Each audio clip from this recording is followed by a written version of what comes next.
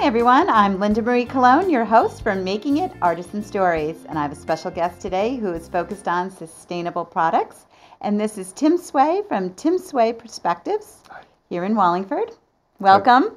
Hi, how are you? Thank you for having me. Yes, thanks for joining us. We can start on your journey. From what I understand, you were a furniture maker turned guitar maker turned everything. Yeah. Take me back. I'm sort of one of those people that's if I do something for too long, I get a little bored, I guess. Mm-hmm. But I was a musician most of my life. That's what I grew up as a musician, and I still consider myself one to some extent, even though I don't really play anymore. Mm-hmm. What types of instruments? I played the bass primarily. I played guitar as well, but I played the bass, the big stand-up bass, and I did that for a living, like 5-6 days a week for a long time. But when you play the stand-up bass for a living, that means that you're usually broke. Okay. So I never had money to buy nice things, and I would pick up furniture off the side of the road and fix it up and paint it, or this and that, and as I kept doing that, I started finding myself enjoying my time in the garage more than I was enjoying my time playing music. Mm-hmm. And then I started getting a little better at it, where people would like look at the stuff that I was like, oh, it's this old junk that I found on the side of the road. I put it together and I made this, and people were like, wow, I would buy that. So kind of reclaiming, repurposing. Right, and those are all the hip words now. Yeah, refreshing, upcycle. Yeah, reclaim, repurpose, refurbish. But then it was just basically being a poor broke musician. Just trying to get by. Right. I started like an Etsy store, and I just started putting more and more energy into that, and less energy into finding gigs. And eventually I got to the point where I do this full time, where I make things. Mm-hmm. Is it all self-taught, or do you have a mentor, or how are you figuring out how to actually make these instruments work and they're not just art pieces? A lot of it's trial and error. It helps like that because I've spent so much time around them. Like I know, what they're supposed to look like and feel like. And, sure. And I have my own personal, sort of interests and things. Like some people like them this way and some people like them that way. So I make them the way I like them for the most part. Right, and it works. Okay. But really what I get excited about, and we can talk about with some of the stuff that I brought, is I like to push the envelope of materials, of what people consider valueless or trash. And like when I started my business mantra, or whatever you call it, the mission statement was to make worthless things priceless. Like taking a water ski and turning it into a bass guitar, like that's cool. But not everybody wants to play a water ski bass guitar. But if I can make a bass guitar with the same sort of out of the same type of stuff that's found in the landfill, that is something that people do want and will play, like now I feel like I'm really contributing. And my favorite part of that is that when you make instruments, you're making art that then goes on into another artist's hands and continues to make art. Like if you make art that hangs on a wall, it just hangs on a wall. But if you make a paintbrush, then useful art. Exactly. And so that's like I really get into that, of making things that will continue to live beyond my hands and continue to tell a story. And it looks like you've gone from basic creations to more intricate, and you've brought some today. So do you want to just go around the table and share with our viewers, what have you made? Sure. We can start with my business card. Like these are. So the business card in itself is usually a reflection of your company or your mission statement.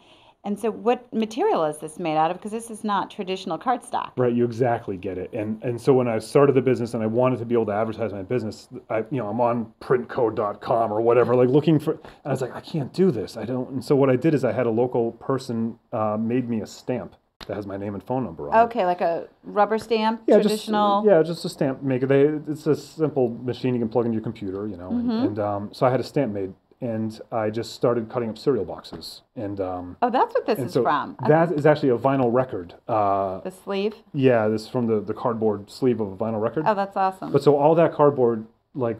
Cereal box is like one of my favorite things. I use them for templates in the shop. I make stuff like that. And like hang tags on my guitars are often made out. It's just like this simple material that everybody recycles. It has all these uses. If you have a school project and your kids and they need, a piece of cardstock, it's like sometimes the cereal box is going to work just fine. It's the perfect size. Speaking of, you're a mentor to your son who you homeschool. Yeah, my wife does most of it. Okay, so between the two of you. Yeah. Well, my wife is a school teacher. Okay. And she just kind of hasn't gone back to school yet. Neither is he. It's just been this sort of interesting, really neat experience. I didn't like school too much, and I didn't do too well in it. But I just wasn't for me, right? And I see a lot of that in my son, and I didn't want him to grow up not liking learning. Right. And there's so many ways you can learn, and I mean, homeschooling wasn't a thing when I was a kid, I guess, but I wish that I could have had that opportunity. And so we're giving it to him as long as we can. The philosophy is that we're not homeschooling him because we want to limit his education. We're homeschooling him because we want to expand it. What kinds of things do you do to make that happen? Well, I try to connect the dots. Like I don't want his learning to be compartmentalized.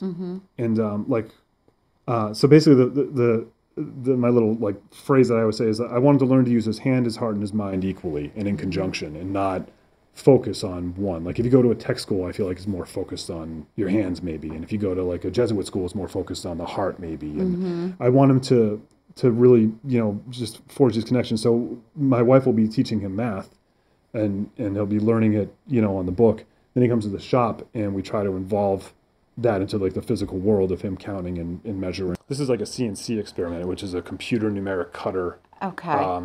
It's basically a router on a thing that it's like a robot, and you type in what you want it to do. So like our CNC machinists that are studying in trade school, go on to have careers, that's the same type of machinery that you're using at home?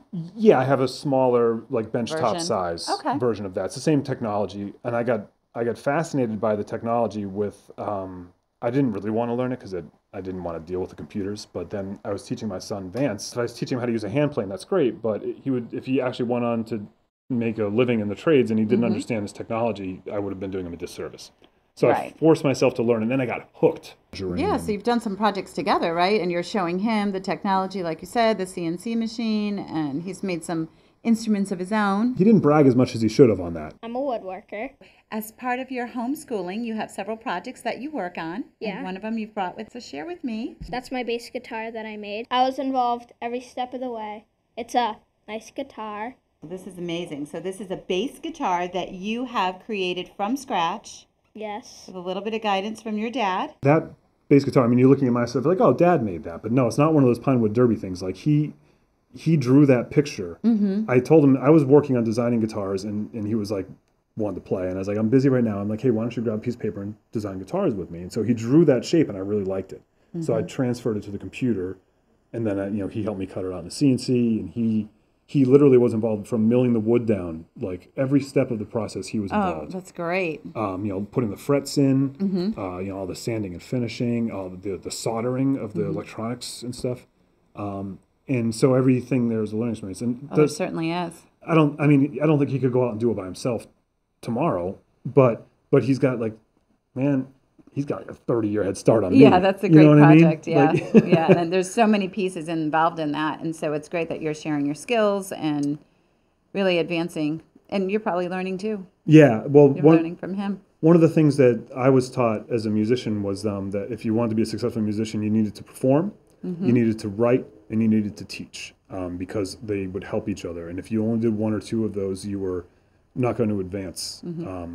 So I feel like the teaching is a very critical part of your personal growth, because it forces you to prove yourself and to explain yourself and rethink yourself. And if you don't just get stuck, well, that's the way it is. Right. And the CNC is such a great example, because I had no interest in that. I just wanted to work with hand tools and power tools, and I didn't want to sit in front of a computer. That was why I took that job, so I wouldn't have to. That's why I don't have a job. And right. But then I found myself just falling in love with it. And great. The options opens up, and So you're making instruments. You're commissioned to do a variety of works, including custom furniture. Yeah. I still do that. It's still part of the business. I'm just trying to transition to all guitars because that's what I want to do. But okay, so you're going to focus on a guitar line. But if you need any furniture made, call me. And how can we reach you? And if you just Google Tim Sway, you'll find me. I'm on custommade.com and Instagram and all those things. So Facebook, Twitter, YouTube, and a website. There. Yeah, just if Tim Sway, I'll turn up. Okay, so. What a great perspective. So thank you for sharing. Dad's a big part of my woodworking.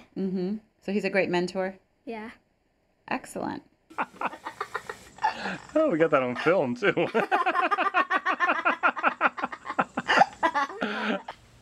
All right, go ahead and plop that on there. Perfect. Well, thank you for having me. Tim Sway Perspectives. Good luck. Thank you for being sustainable. All right, thank you for having me. And I'm Linda Marie Cologne, your host for Making It Artisan Stories.